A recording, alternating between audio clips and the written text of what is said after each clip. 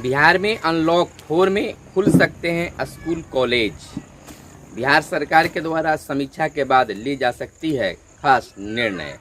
बिहार में पंचायत चुनाव 10 चरणों में होगी, जिसको लेकर तैयारी राज्य निर्वाचन आयोग के द्वारा शुरू कर दी गई है। 34 जिलों के द्वारा समीक्षा बैठक बीते शनिवार को कल यानी किया गया, जिसमें 34 जिलों के द्वारा राज्य निर्वाचन आयोग को अपनी तैयारियों का रिपोर्ट सौंपा गया दिया गया, लेकिन 4 जिला के द्वारा अब तक रिपोर्ट नहीं दिए गए हैं। 6 पदों के लिए ईवीएम से चुनाव होंगे और 2 पदों के लिए बैलेट पेपर से। इसको लेकर राज्य निर्वाचन आयोग के द्वारा तैयारियां शुरू कर दी गई है। मतगणना को लेकर भी तैयारी शुरू है। वीडियोग्राफी के साथ सीसी कैमरे के निगरानी में मतगणना का कार्यक्रम बैलेट और ईवीएम से कराया जाएगा। इधर बिहार में पंचायत चुनाव को लेकर सभी जिला स्तर पर भी तैयारियां शुरू हो गई है। बिहार के नियोजित शिक्षकों का तबादला जो है जुलाई के मध्य में ऑनलाइन पोर्टल को लॉन्च कर शुरुआत किया जाएगा और पंचायत चुनाव भी जुलाई के मध्य में इसकी घोषणा हो सकती है, अधिसूचना जारी हो सकता है। बिहार के शिक्षकों के लिए एक बड़ी खबर यह भी है कि बिहार के शिक्षक जो निगरानी ब्यूरो में उनका दस्तावेज अब तक जांच नहीं हुए हैं, उस जांच को लेकर शिक्षक संघों के द्वारा ऑनलाइन के साथ ऑफलाइन भी आवेदन लेने की बात कही गई है और ऑनलाइन से अगर लिया जाता है तो ऑनलाइन का तिथि और आगे बढ़ाने की बात कही गई है। कई ऐसे उसमें फॉल्ट अभी भी हैं जो अपलोड करने में दिक्कत आ रहे हैं। बिहार के शिक्षकों को 15% वेतन वृद्धि का लाभ शीघ्र मिले, शिक्षक संघों ने मांग किया गया है।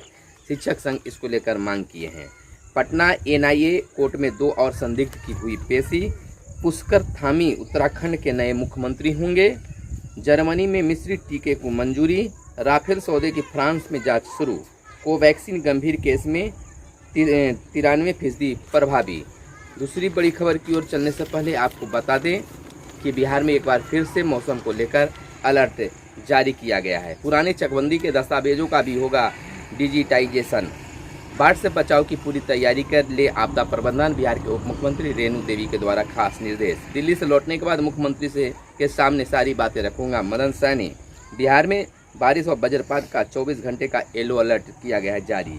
मुख्यमंत्री एक बार फिर से जनता दरबार लगाएंगे और बीते दिन इनके द्वारा जनता दरबार स्थल का निरीक्षण किया गया, लेकिन कोरोना का असर देखते हुए तिथि की घोषणा अब तक नहीं की गई है। जैसे ही समान होती है तिथि की घोषणा भी की जाएगी।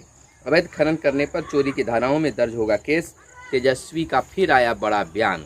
सरकार कुछ दिनों का ही है, शीघ्र गिरेगा, सरकार गिरना तय है।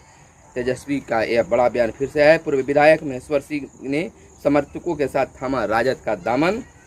94 अस्पतालों में पोर्टेबल एक्सरे मशीन लगेगी। कोवैक्सीन की दूसरी डोज के लिए भटक रहे हैं लाखों लोग। ऑपरेटरों को मानदेय भुगतान का निर्देश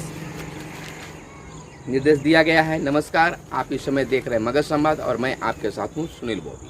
मगध संवाद के खास कार्यक्रम सुबह सवेरे में आप तमाम व्यूवर्स का स्वागत है। सुबह सवेरे में हम खबरों को लेते हैं अखबारों के पन्नों से।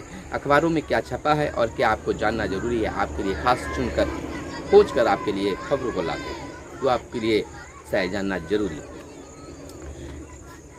खबरों की ओर बढ़ने से पहले आपसे निवेदन है कि अब तक हमारे चैनल को सब्सक्राइब नहीं किया तो चैनल को सब्सक्राइब कर लें, ताकि मगध संवाद की हर वीडियो आपको सबसे पहले सबसे आगे मिलता रहे।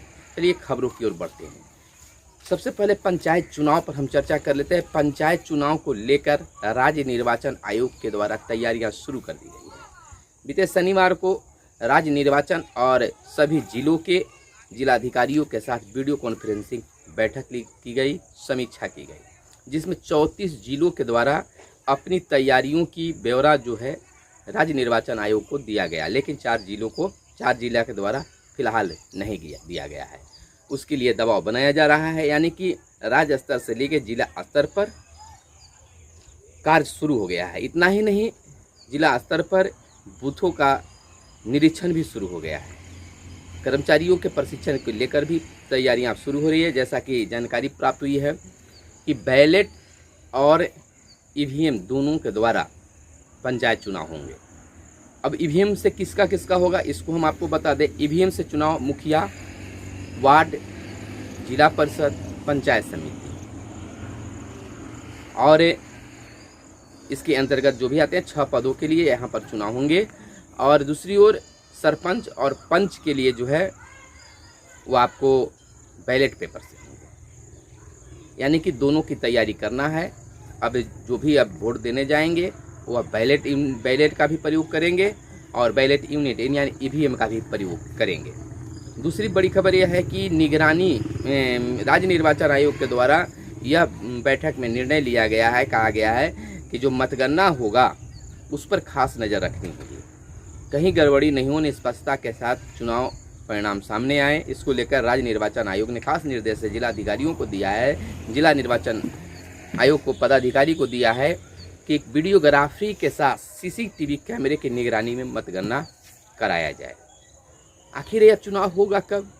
राज्य निर्वाचन आयोग बाढ़ और कोरोना की लहर को देख रहा है, समीक्षा की जा रही है, समीक्षा बैठक भी किया गया, सभी से अपना मत विचार किया गया और ऐसा लगने लगा सूत्रों की अगर माने तो जुलाई, इसी माह के यानी जुलाई के मध्य में कभी भी चुनाव को लेकर अधिसूचना जारी हो सकता है, यानी ऐलान हो सकता है, तिथियों का ऐलान हो सकता है। तो आप हमारे साथ बने रहें, जैसी तिथियों का ऐलान होगा आपको पहले बताएंगे। दूसरी बड़ी खबर की ओर हम चलते हैं तो बिहार के नियोजित शिक्षकों को लेकर बड़ी खबर यह है कि निगरानी के द्वारा 88,000 शिक्षकों की फोल्डर फाइल जमा करने का वेब पोर्टल पर, ऑनलाइन पोर्टल पर जो है शिक्षा विभाग के जो पोर्टल बनाए गए हैं apps, online apps education department का, तो उसमें निगरानी विभाग के द्वारा जांच करने की जो बात की जा रही है उसमें कई ऐसे भी फॉल्ट हैं जिसके कारण शिक्षक जो हैं, नियोजित शिक्षक जो हैं, अपना प्रमाण पत्र अपलोड करने में असहजता महसूस कर रहे हैं। सहज बनाने की मांग शिक्षकों के द्वारा, शिक्षक संघों के द्वारा किया जा रहा है। जैसे बहुत सारी समस्या है, जैसे मान लीजिए कि जो शिक्षक अगर इंटर ही हैं वो बीए का सर्टिफिकेट कहाँ से लोड करेंगे, प्रमाण पत्र कहाँ से लोड करेंगे, जबकि जब तक बीए या बीएससी का अगर प्रमाण पत्र अपलोड नहीं करते, उसका ब्यौरा नहीं देते हैं, आगे का प्रोसेस नहीं बढ़ रहा है। दूसरी बात यह भी समस्या है कि बहुत सारे शिक्षकों के पास में बीए या बीएससी का जो है मूल प्रमाण पत्र नहीं निकला है, यानी कि विश्वविद्यालयों के द्वारा जो है उसको अभी तक शिक्षकों को माने अभ्यर्थियों को नहीं दिया गया है, नहीं उपलब्ध हो पाया है। इस स्थिति में मूल प्रमाण कहाँ से लोड करेंगे? हाँ, अंक पत्र वह लोड कर सकते, तो ये सब बहुत सारी खामियां उसमें हैं।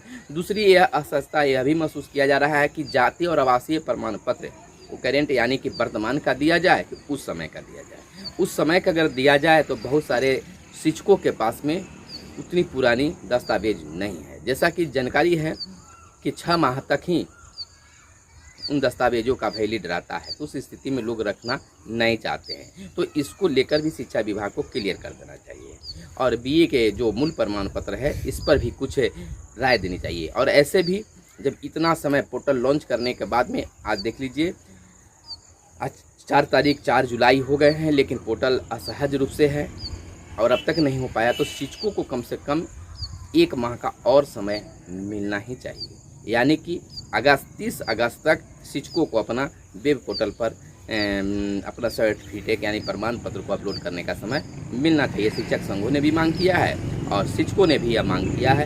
कई शिक्षक संघों के द्वारा मुख्यमंत्री, शिक्षा मंत्री और शिक्षा विभाग को आवेदन भी दिए गए हैं, मांग पत्र भी दिए गए हैं, जिस पर शिक्षा विभाग को विचार करनी चाहिए।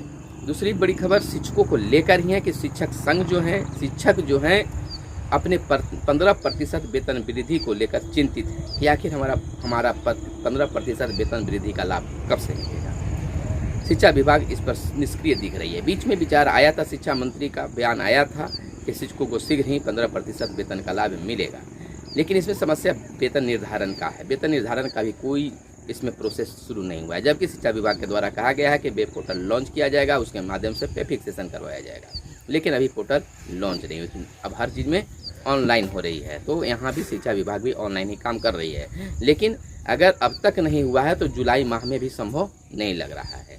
अगर जुलाई में हो जाता है तो जुलाई अगस्त तक वेतन निर्धारण हो जाएंगे, क्योंकि वेतन निर्धारण करने में भी समय लगेगा।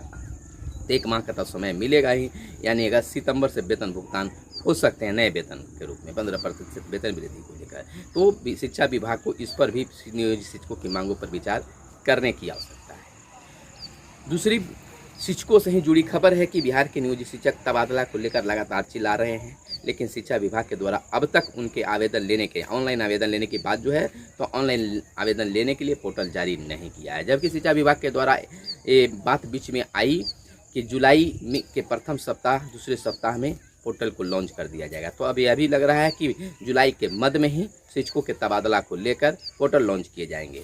तो इसमें बहुत सारे कंडीशन जो लगाए गए हैं कि जिनकी जांच निगरानी में चल रही है, जो अप्रशिक्षित है उनको ट्रांसफ़र नहीं हो गया, जो दिव्यांग कोटि से बहाल हुए उनको ही ये लाभ मिलेगा। तो इसमें कुछ लचीलापन लाने की ज़रूरत है। पुरुष शिक्षक ने भी मांग किया है कि पुरुष शिक्षकों को भी ऐच्छिक तबादला का लाभ दिया जाए। इधर बिहार में स्कूल खोले जाने का फैसला शीघ्र लिया जा सकता है। 6 जुलाई तक अनलॉक 3 है और 7 जुलाई से अनलॉक 4 शुरू हो जाएगा। अनलॉक 4 में बहुत सारे ऐसे चीज़ों को छूट दी जाएगी, रियायतें दी जाएगी जो ज़रूरी है, जिसमें विश्वविद्यालय कॉलेज खोलने की भी संभावना जताई जा रही है। खासतौर पर आपदा प्रबंधन विभाग की बैठक के बाद यह निर्णय लिया जाएगा कि स्कूल कॉलेज जो हैं विश्वविद्यालय है कब से, लेकिन यह निश्चित है कि क्रमवार ढंग से ही खुलेंगे। यानी कि अनलॉक 4 में 7 जुलाई के बाद कभी भी विश्वविद्यालय और कॉलेज खोले जा सकते हैं। उसके बाद में हाई स्कूल वगैरह इंटर स्कूल के विद्यार्थियों को स्कूल खोलने की मौका दी जाएगी, कोचिंग खोलने का मौका दिया जाएगा। यानी कि अनलॉक 4 की बैठक आपदा प्रबंधन विभाग की बैठक के बाद में इसमें खास निर्णय लिया जा सकता है। पार्सल ब्लास्ट दरभंगा की अगर बात करें तो पटना NIA कोर्ट में 2 और संदिग्धों की पेशी हुई है। उत्तर प्रदेश के शामली का काफिल 6 दिनों की पुलिस रिमांड पर। सलीम की तबीयत ठीक नहीं, दोनों को भेजा गया बेऊर जेल। पुष्कर धामी उत्तराखंड के नए मुख्यमंत्री हो सकते हैं। राफेल सौदे की फ्रांस में जांच शुरू। धर्मांतरण मामले में दिल्ली यूपी में छापे। गंडक कोसी लाल निशान से 2 मीटर ऊपर है। बिहार में फिर एक आपदा यह कह सकते हैं बाढ़ का, और नदियों का जलस्तर ऊपर की ओर बढ़ रहा है। कोवैक्सीन गंभीर केस में 93% प्रभावी है। भारत बायोटेक ने तीसरे चरण के क्लिनिकल ट्रायल का अंतिम परिणाम जारी कर दिया है। इधर खेती गृहस्थी की ओर चर्चा कर लें तो चकबंदी पर है। पुरानी चकबंदी के दस्तावेजों का भी होगा डिजिटाइजेशन। दस्तावेजों को सुरक्षित रखने के लिए किया गया एजेंसी का चयन। तो कागजातों को सुरक्षित रखना बहुत जरूरी है। बाढ़ से बचाव की पूरी तैयारी कर ले आपदा प्रबंधन। बिहार के उप मुख्यमंत्री रेणु देवी का यह बड़ा बयान है। महिला बुजुर्गों के मामले में ज़्यादा सतर्कता की जरूरी, उप मुख्यमंत्री का यह कहना है, मानना है। इधर मदन सहनी का बड़ा बयान है कि दिल्ली से लौटने के बाद मुख्यमंत्री के सामने सारी बातों को रखूंगा। समाज कल्याण मंत्री मदन सहनी पटना लौटने के बाद दिल्ली हो गए हैं रवाना। अफसर से तालमेल नहीं बैठने से मंत्री सहनी ने इस्तीफे की थी पेशकश की थी कि हम अफसर हमारी बात नहीं मान पा रहे हैं तो इसको लेकर हम इस्तीफा दे देंगे। दोपहर में मुजफ्फरपुर में बोले पटना जाकर निर्णय लेंगे। इधर मुख्यमंत्री ने जनता दरबार लगाने की फिर मन बना लिया है और बीते शनिवार को ही उन्होंने स्थल पर जाकर जनता दरबार स्थल पर जाकर निरीक्षण किया, लेकिन अभी तिथि का निर्धारण नहीं किया गया। तिथि का निर्धारण होते ही पब्लिश कर दिया जाएगा, लेकिन तिथि का निर्धारण अभी थोड़ा कोरोना के असर को देखते हुए नहीं किया जा रहा है, लेकिन इस पर शीघ्र फैसला लेने की बात की जा रही है। बिहार में आंधी तूफान बारिश को लेकर अलर्ट जारी किया गया है। येलो अलर्ट जारी 24 घंटे के लिए 48 घंटे के लिए किया गया है। उत्तरी और दक्षिण पश्चिम बिहार में भारी बारिश और वज्रपात के आसार जताए गए हैं। अब राज्य के दक्षिण भाग में भी मजबूत हुआ बारिश का सिस्टम। अब देखिए इन जिलों में अगले 24 घंटे में बारिश का ऑरेंज अलर्ट जारी किया गया। कहाँ कहाँ?